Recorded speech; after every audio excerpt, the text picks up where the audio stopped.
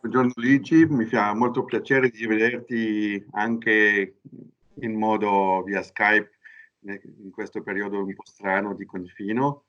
È sempre un piacere per la Divo di collaborare con le tenute Rubino.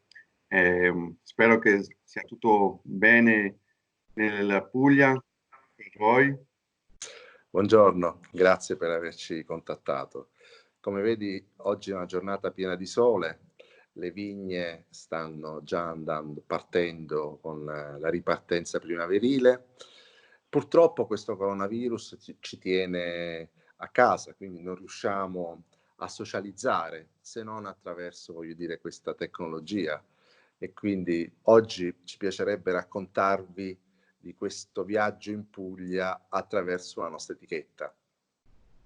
Allora, ti faccio tre domande perché noi alla Divo siamo molto lieti di distribuire i vostri vini Tenute Rubino in Svizzera, soprattutto in particolare questa serata il vino Oltre Me e anche disponibile il Torre Testa, che sono tutti e due fatti con il vitigno Susumaniello.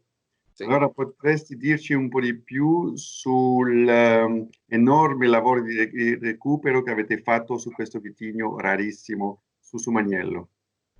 Dal 1999 abbiamo incominciato a vinificare Susumaniello da solo, quindi ormai abbiamo quasi più di 20 vendemmie di esperienza e abbiamo compreso quali sono le caratteristiche di questo vitigno. Il Susumaniello, come indica la parola, è il somarello nero. Nero perché ha un colore molto intenso, è un vino carico di antociani e polifenoli, e somarello perché quando le vigne sono giovani producono molta uva, si caricano come dei somari. Il problema di questo vitigno è che superati i 10-12 anni di vita, questa produzione scende moltissimo e diventa poco produttivo, cioè produce pochissima uva per pianta e per questo motivo era quasi scomparso nel patrimonio ampelografico pugliese. Nel caso specifico di queste due etichette che voi importate, che sono l'Oltremè e il Torre Testa Rosso, sono entrambe da uve Susumaniello, però da piante diverse. Il Torre Testa Rosso nasce da piante ad alberello molto vecchie e la produzione per ettaro è estremamente limitata. Parliamo di 3-4 tonnellate di uva per ettaro. Invece Oltremè utilizziamo le piante giovani che abbiamo replicato attraverso una selezione massale dalla pianta più antica e sono state inserite nello stesso terroir, quindi ci troviamo di fronte al mare, in un'area molto molto ben ventilata e aperta, dove ci sono delle belle escursioni termiche tra giorno e notte e dove le vigne affondano le radici nella sabbia e quindi un terroir fantastico per fare questo genere di vino. Bene, per finire, due parole sulla vinificazione di questo Oltremè e anche, perché mi faccio la domanda io, perché si chiama Oltremè? Si chiama Oltremè perché è il vino che io ho dedicato alla mia dolce metà, a mia moglie, alla donna che ho sposato, ed è anche il vino che in realtà noi vogliamo dedicare alle persone che vogliono in qualche maniera condividere un momento con una persona speciale, perché è un vino che insieme all'eleganza, alla freschezza, alla sua acidità, unisce anche questo tannino gentile che ti accompagna, voglio dire, in una conversazione, ti accompagna in un incontro, non è un vino muscoloso o estremamente difficile. È un po' questa la motivazione per cui abbiamo voluto dare questo nome. E quindi oltre me, vino da condividere. È vinificazione normale per vino rosso con macerazione? Allora, le uve vengono raccolte normalmente dal 20 settembre ai primi di ottobre e vengono raccolte in cassette da 15 kg, più o meno 15-20 kg, e poi vengono portati nella cantina che a circa 10 minuti dalla vigna e vengono vinificati come un rosso, quindi con controllo delle temperature in modo che non si superano i 28-30 gradi, dipende voglio dire dalle annate, con un contatto, cioè con una macerazione che a seconda delle annate cambia, ma normalmente dura una settimana, 12 giorni, dipende proprio dalla vendemmia. La cosa importante è l'estrazione del tannino, cioè noi vogliamo che il tannino che venga fuori da questo contatto con le bucce e la macerazione non sia troppo astringente, non sia troppo vegetale, perché questo, voglio dire, porterebbe ad una difficoltà nella degustazione o nella creazione di questo tipo di prodotto. Se uno invece vuole un prodotto diciamo più strutturato, più importante, di lungo affinamento, cioè un vino che può essere bevuto anche dopo 10, 15, 20 anni, deve prendere l'altro, che è il Torre Testa Rosso. Questo invece è un vino godibile, un vino che fa della freschezza e della facile accostabilità a diversi cibi la sua carta vincente. Bene, Luigi, ti ringrazio tantissimo per la tua disponibilità. Mi auguro con la Divo di continuare la nostra bella collaborazione per il futuro. Grazie mille. Grazie a voi. Salute. Salute. Sì. Grazie. Vous retrouver pour cette deuxième dégustation live sur nos réseaux sociaux. Nous nous trouvons ici dans les caves du stock d'Ivo à Grange-Paco, près de Fribourg. Et comme il fait un peu frisquet, je me suis permis de garder mon chapeau pour ce soir. J'espère que vous ne m'en voudrez pas.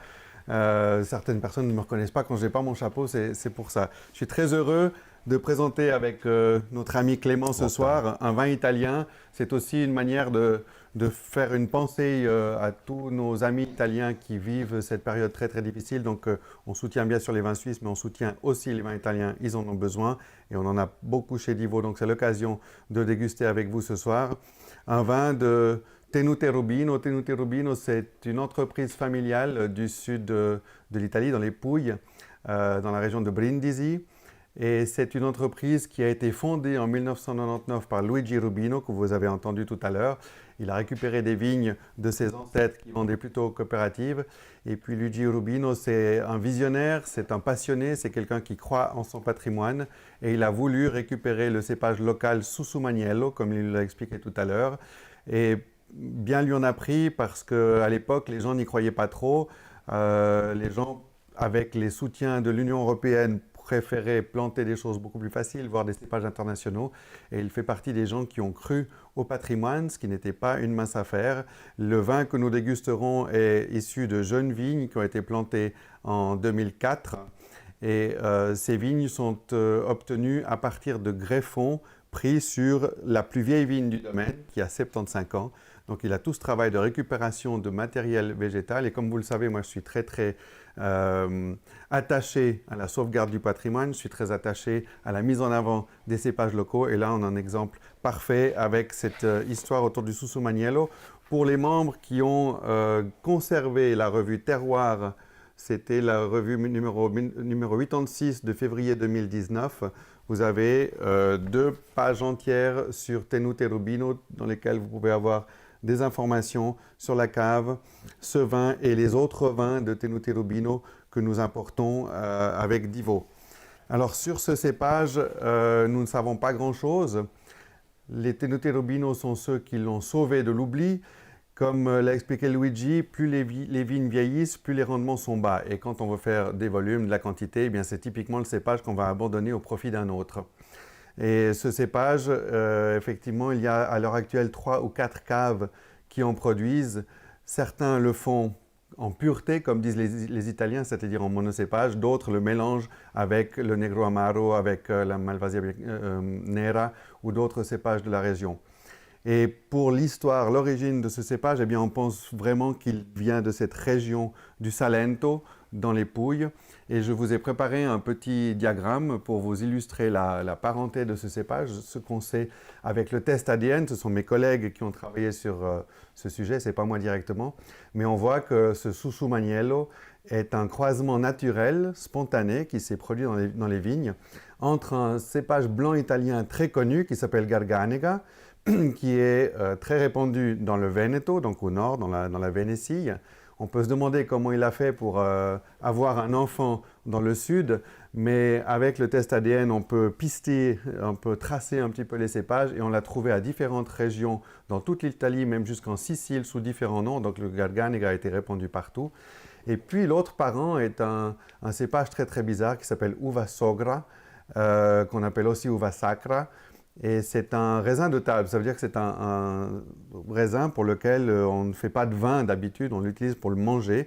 Et ils se sont croisés, ces deux-là, pour donner naissance à ce Susumaniello, dont il existe à l'heure actuelle une septantaine d'hectares. Et sur ces 70 hectares, 20 hectares sont cultivés par Tenute Rubino, avec plusieurs étiquettes. Celle-ci, qui est le vin de ce soir, qui est le vin le plus fruité, qui est élevé en cuve inox, sans barrique. La cuvée haut de gamme, Torre Testarossa, qui est élevée en barrique. Ils en font aussi un vin mousseux et aussi un vin rosé. Donc c'est un cépage pour lequel il y a plusieurs interprétations qui peuvent être faites. Et je me réjouis de le déguster en compagnie de Clément.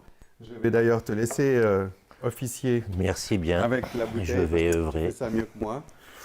Je vais essayer. Et je crois que, bon, Clément, c'est toujours un grand plaisir d'aller manger aux Trois Tours et de partager notre passion du vin parce que c'est quelqu'un de très curieux.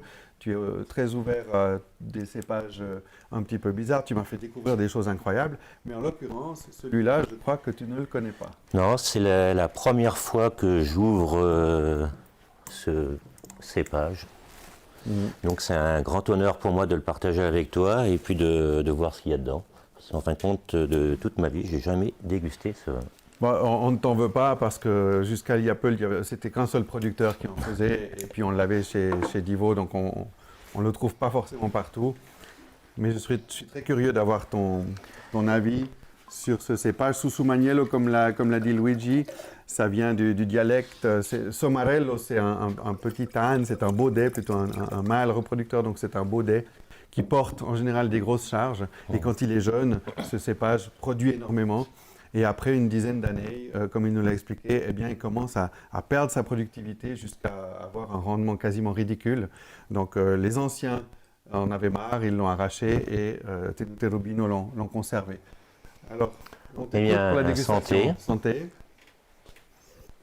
Avec le premier nez. Ouais, j'espère que tout le monde a ouvert sa bouteille. Oui. Hein, parce que... Vous avez vu faire, c'est pas très compliqué.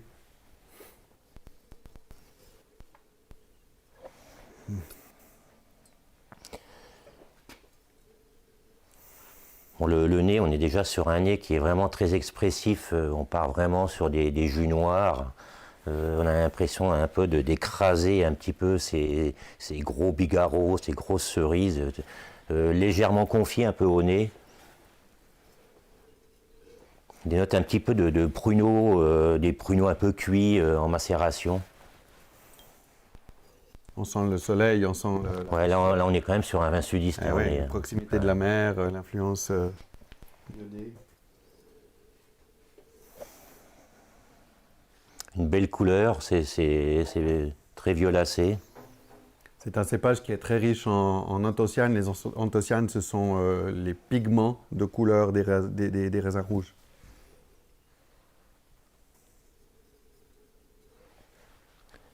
On va mettre la bouche. Pas un peu de tapenade d'olive. Ouais, on est vraiment sur ces vins du Sud. Ouais. Ouais.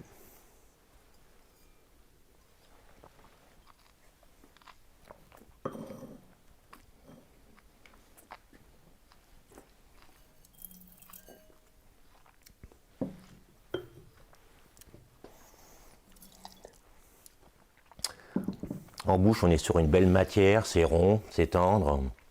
Il y a un joli volume en bouche. La matière tannique est très fine, un grain fin. Finale de bouche, une belle fraîcheur malgré tout, qui a quand même une acidité qui est fine. Les tanins sont soyeux, ça se fond dans la bouche. Pour un vin du sud, des Pouilles, on est sur un vin qui est quand même frais. Voilà. Parce qu'en principe, je ne suis pas tant sur des vins du sud, mais là, on est sur un vin avec de la fraîcheur. Malgré tout, c'est gourmand, il y a un joli équilibre, c'est ça qui est important. Et puis une belle finale derrière quand même. C'est ça, on a peut-être le stéréotype des certains Primitivo des Pouilles qui sont un peu lourds, un peu trop riches, un peu too much. Là, on garde effectivement, on a ce soleil, on a cette maturité, c'est clair, mais on garde cette élégance et cette fraîcheur avec une toute légère amertume au final qui pour moi est très agréable parce que ça prépare la bouche soit au plat qu'on est en train de manger, soit à la gorgée suivante. Non, c'est gourmand, et puis malgré tout, il y a quand même une fraîcheur. On est sur un vin à 13,5 d'alcool. Pour une région du sud, c'est vrai qu'il n'y a pas beaucoup d'alcool. Des fois, on est sur des vins qui montent à 15-16 degrés d'alcool. Là, on est à 13,5 d'alcool. Donc, malgré tout, il y a quand même une certaine fraîcheur, un équilibre derrière sur l'alcool qui est là, donc qui apporte quand même de la fraîcheur. Alors, on a une question de la part de David. Est-ce que le sel de la mer a une influence sur les arômes du vin? Alors, effectivement, je l'ai mentionné brièvement. Quand on a là, j'ai visité le domaine en septembre 2018. Effectivement, on est à quelques encablures de la mer. Et quand on a cette proximité, alors ça a une influence sur le microclimat du vignoble.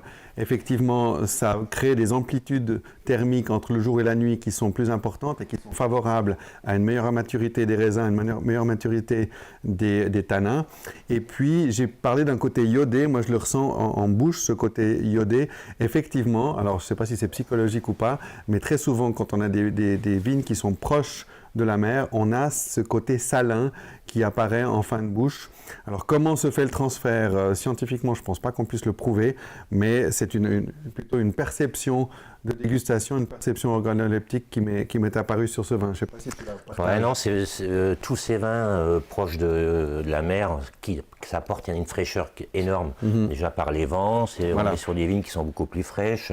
Le changement de température avec les nuits est beaucoup plus basse. Et sur les vins, ça apporte une fraîcheur qui est énorme derrière. Voilà, moi c'est ce que j'ai ressenti ici, en effet. Bon, puis ce qui est intéressant, c'est quand même un cépage, malgré tout, par rapport à la production. C'est la production des Pouilles, c'est presque la production de la Suisse. Donc exactement, là, 70 hectares, c'est quand même un petit trésor, une découverte en cépage qui est très intéressante. C'est minuscule, c'est rien du tout par rapport à la surface d'Italie. Ouais, c'est vrai que c'est vraiment un cépage qui est unique en fin de compte. Voilà. Qui est frais, qui apporte une gourmandise derrière. Et là, c'est des plats sans autres qu'on pourrait apporter sur des plats du Sud, même pourquoi pas sur des tomates un peu confites, qui redonnent un petit peu du grain derrière, du calamar, une daube de poisson, ou travailler peut-être sur des plats un petit peu mijotés au poivron, quelque chose un peu sudiste, tomates. Et là, c'est des vins qui pourraient apporter sans problème le repas.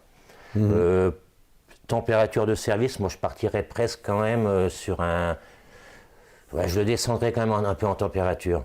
Tous ces vins du Sud, j'aime bien leur donner encore un peu de fraîcheur derrière, pour leur donner un petit peu un côté plus gourmand, plus frais derrière. Moi, c'est un vin que je sortirais à 15 degrés, qui évolue au cours du repas à 16 degrés maximum, 17 degrés, pour qu'il y ait toujours un petit peu de fraîcheur derrière. Parce que malgré tout, on est quand même sur des vins qui sont quand même assez chauds. Oui. Dans l'esprit, un peu dans la... Si on le sert trop chaud, l'alcool est trop présent et camoufle les arômes, c'est ça. Et là, sur de la fraîcheur, je trouve que ça donne de l'élégance. Et puis le fruit ressort beaucoup plus. Ce côté du bigarreau, du fruit noir, on le ressortira beaucoup plus sur la longueur. J'ai une question de Anselme. C'est Bender, je crois. L'autre soir, j'ai dit Bender. Je pensais qu'on avait des auditeurs allemands. Non, ça doit être un Furin qui nous écrit. Est-ce qu'on peut le servir frais?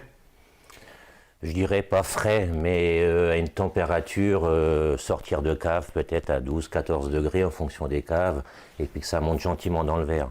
Le servir frais, on le casserait quand même, tous les arômes, on les casserait. Donc ça, c'est un vin à sortir à 15, 14 degrés, puis qui prenne gentiment son évolution dans le verre. Je ne suis pas tellement pour les vins à 17, 18, 19 degrés. Je préfère les sortir un peu plus frais, puis qu'il y ait l'évolution qui se fasse gentiment dans le verre. Et quand on arrive à la fin de la bouteille, on s'aperçoit vraiment le profil du vin et l'évolution qui suit gentiment derrière.